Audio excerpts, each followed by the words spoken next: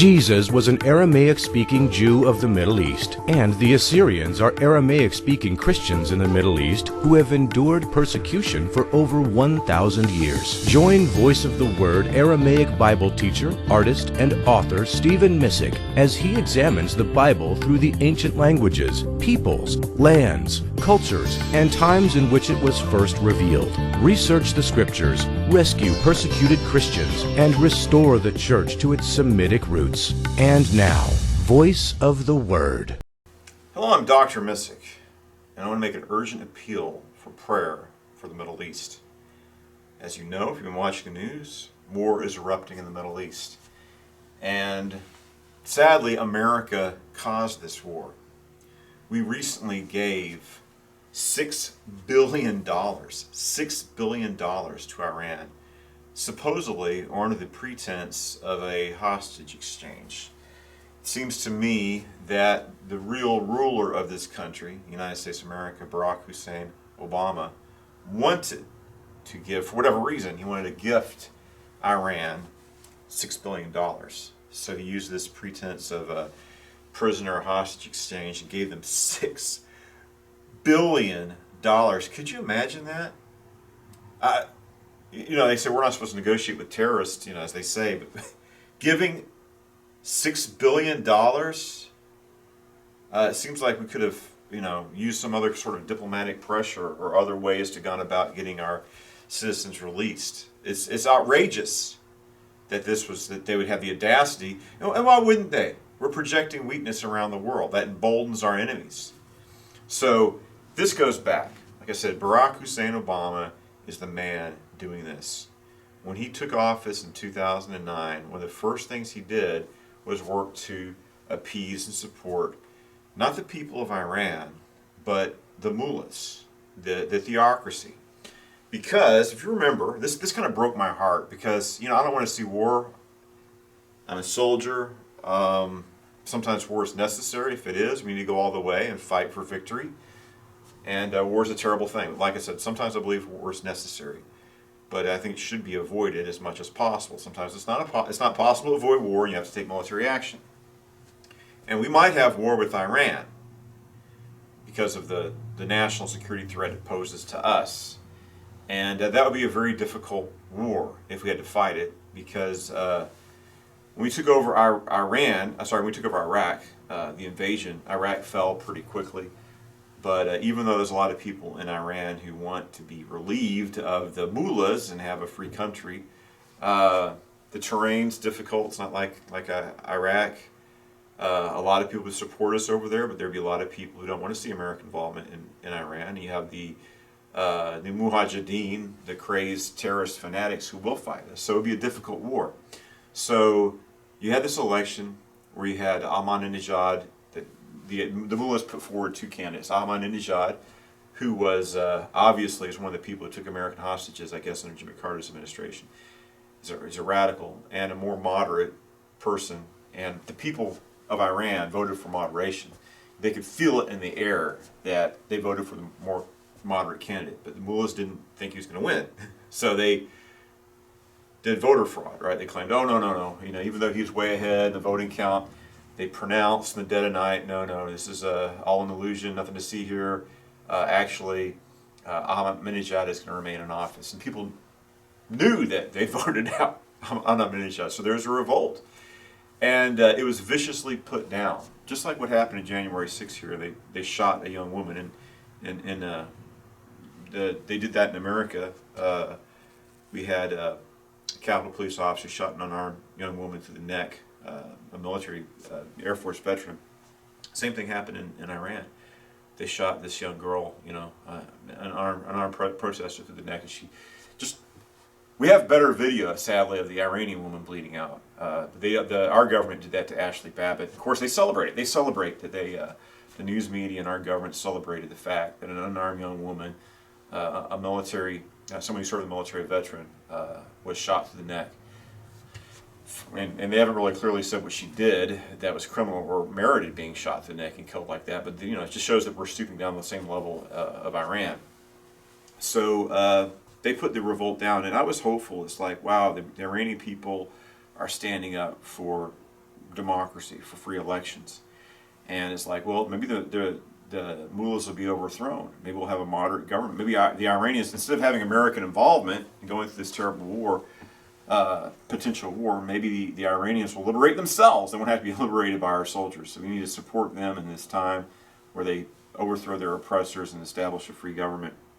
And but Barack Hussein Obama supported the mullahs, and he supported them in their crackdown and massacring their citizens, their people, the people of Iran. And that's what he did. It was the first thing he did in office. Is he made sure that the Iranian mullahs were empowered. I'm telling you, Barack Hussein Obama is a villain, and he's still running our country. It's sad. This is actually, we're in his this is his fourth term. He had 2 terms in office. He's running, he has a counter capital. He's got a compound which is a rival capital in D.C.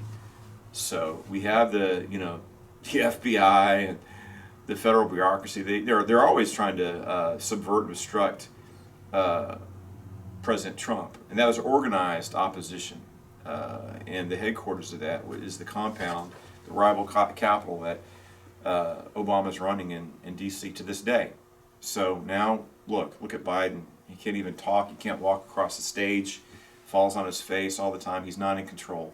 He doesn't have I don't think he knows who he is or where he is half the time. So obviously, he's a sock puppet for Obama. So now we see what do? They gave billions of dollars to Iran in their flying planes with pallets full of cash, cold hard cash, that we flew over to Iran under the Obama administration, and now they did it again, another $6 billion, probably just because Obama wanted to do that. So now we got war, and we need to remember what Obama / Biden did by gifting the Taliban $80 billion worth of military equipment. And there are reports that the military equipment that we left in Afghanistan is being utilized by Hamas, and the Taliban is trying to go through Iran. They're asking permission to go through Iran to attack Israel across the West Bank. So this is really a terrible thing. I had another video up. I want you to watch it. Where so first we give them $6 billion. $6 billion. That's how much it cost us to finance a war for a year, if I remember correctly. I'm in Iraq fighting the war, and I pay attention to the news from time to time. The budget for the war is usually about $6 billion to pay for America fighting war. So we gave them enough money that would be budgeted for our military to fight a war. So now Iran has it, and they used it. So just days after they had this money, there's a Christian city in northern Iraq, in the Kurdish Autonomous Region, outside of Mosul, called Karkash or Baghdad. And there was a wedding party, and there was an explosion, and 100 people died, and I think 87 more were injured in this. And the news tried to report it as, it's pyrotechnics. Well, it was pyrotechnics. It was probably a grenade or explosive device. It was just the fireworks that went off. It's just a tragic and freak accident. But people I know over there say that they suspect this was an Iranian militia attack against the Christian community in Iraq. And now that we have this attack in Israel, it's like my first position was, okay, the news says it was just a freak accident with fireworks. Fireworks. The locals say, no, this is an attack by Iranian militias. Now that Iran has attacked Israel, I'm convinced that this was not an attack. This is an attack. This was an attack on the Syrian Christians in northern Iraq. This wasn't just a freak accident of fireworks that were used to celebrate the. It's a cover-up. It's a cover-up. This is Iran. Notice they first attacked the Aramaic-speaking Christians in their homeland in Mesopotamia, and then days later they attack Israel. This is very serious. I was watching this. Watch this news in the morning. What they've done, it's terrible. They have little hang gliders they're using to attack. They're abducting. It's kind of ironic in a way. They had this "Make Love Not War" rally. Israelis protesting peace, and all of a sudden Hamas came in and attacked these people, gathered them up, and kidnapped them, and raped and murdered several of the people participating in that. And I think that, I'm sorry that happened to anybody. Maybe this is a rude awakening for them to see the situation they're in, and not to have, you can't afford to have these absurd and dangerous ideas. You have to deal with the situation that you're in. Something else that happened I thought was very fascinating is I remember I'm serving in Iraq, serving the military, fighting the war on terror, and you had this organization called Code Pink. Code Pink, it's a feminist organization saying they're against war. It's like, we don't want war, we want peace. Look how many Americans are dying, this is awful.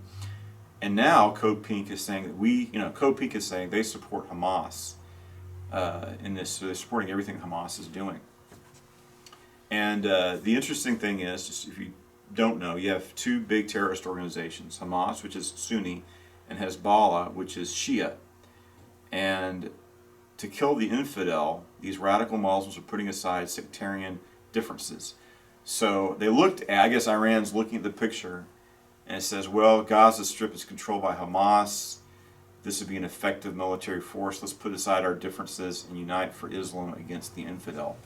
So even though these are different sects of Islam, they're united in their attack against Israel. So this money that Biden and Obama gave to Iran is being used to finance a war against Israel. Just a few weeks ago, I watched the Golda Meir movie with Helen Mirren. I'd recommend it. It's very educational, and she gave a great performance in the role of Golda Meir. But the thing is, American evangelicals support Israel as they should. I understand it, but there is a large Arab Christian population. There's a lot of Arab Christians there's some Arab Christians in Jordan. There's a lot of Arab Christians in Cairo and in Egypt. And Lebanon has a large Arab Christian population. You got Aramaic-speaking Christians in Syria and Iraq and Iran, for that matter. And these are human beings. I'm very opposed to radical Islam. I think everybody knows my position. Sometimes I've been accused of being an Islamophobe, but these are human beings. They're not all bad people.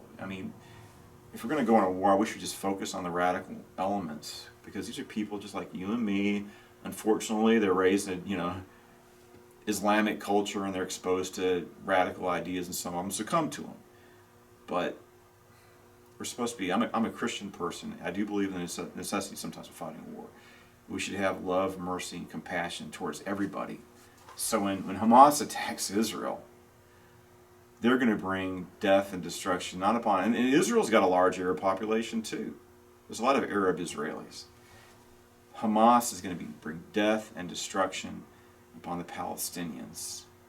And we need peace. And God bless President Trump.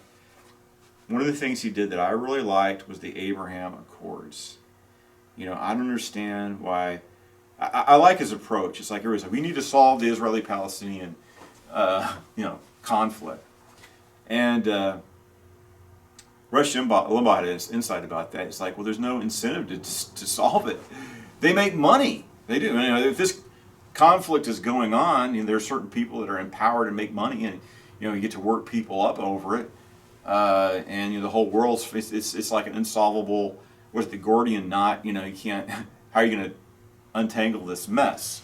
So the approach that Trump was taking is, let's negotiate peace state by state between Muslim and Arab nations, mostly Arab nations and Israel. And then once we have many Arab states that have made peace, we can put pressure on the Palestinians to finally work on a peace agreement. Maybe it'll never happen. I know Bible prophecies are going to be fulfilled. But there's a lot of archaeological work that needs to be done in the Middle East. There are brothers and sisters in Christ over there. I like to be able to travel in that region. This conflict has been going on for 70 years. Why can't we have peace? And that's a sad thing. Everybody attacks Trump, but it's like, I love Syria. I love Lebanon. I'd like to go to Jordan. There's a lot of biblical education in those lands. Jesus was in Lebanon. Moses was in Jordan. Elijah was in Syria. And the Paul went to Syria. That's where he was converted. And it's like, well, I like to travel with, learn, experience the Bible, and minister brothers and sisters in Christ over there. And it's like, we have this war and chaos going on decade after decade after decade. And I was excited by the Abraham Accords, just so you can, like I said, I remember going around in Syria and see all these archaeological sites that haven't been excavated and can't be excavated in this, chaotic climate that we have. I believe in the second coming of Jesus Christ. We don't know when he's coming again. And there's work to be done, and there's work to be done in that region. When they stole the election from Trump, one of the things is like, we're going to suffer so much. All the progress made in the Abraham Accords is just going to evaporate. Look at Afghanistan. Look what the Biden administration did there. Economic problems, border issues. I mean, I understand why we have Republicans that stood back, and allowed what happened on November 3rd, 2020, and then January 6th, 2021. They just let that happen. And like I said, instead of, they spend more energy going after Trump supporters than working for the best of our country, trying to unite the country, trying to, just the border alone, it's going to destroy this country. This is a symptom of decline. It's a sign of societal collapse, and we see it. All these policies, crime, poverty, drug addiction, drug overdoses, all these. You shall know a fruit. You should know the tree by its fruit. What is the fruit of the Democrat Party? Open borders, fentanyl overdoses, crime, people crap on the streets, drug addiction, just no safety, chaos, global decline, inflation. It's nothing good. What has Biden done that's good to help anybody? It's all suffering and chaos and pain. And by not fighting back, Mitch McConnell helped them. He helped the Democrats achieve their victory and bring us to the state where we find ourselves now. So we just need to open our eyes to what's going on, and we need to pray for peace. And next year, it's not too far away, we got to get this nation back on track for our good, but for the good of the whole world. All this suffering going on. I mean, when we look at what's going on in Israel right now, we paid for that. They didn't wait that long, did they? They got the $6 billion transfer from Joe Biden and Barack Hussein Obama, and immediately let's start killing Assyrian Christians. Let's start attacking Israel. So we need change. We need to change immediately. God help us, and let's pray. Research, rescue, and restore. Help Voice of the Word and Aramaic Christian Ministries mission research the ancient languages, peoples, lands, cultures, and times of the Bible. Rescue persecuted Assyrian Christians in the Middle East and restore Christianity to its original Semitic roots. For Stephen Missick's books, online giving, and other resources from Aramaic Christian Ministries, visit www.stephenmissick.com. Join us next time on Voice of the Word as we research the Scriptures, rescue persecuted Christians, and restore the church to its Semitic roots.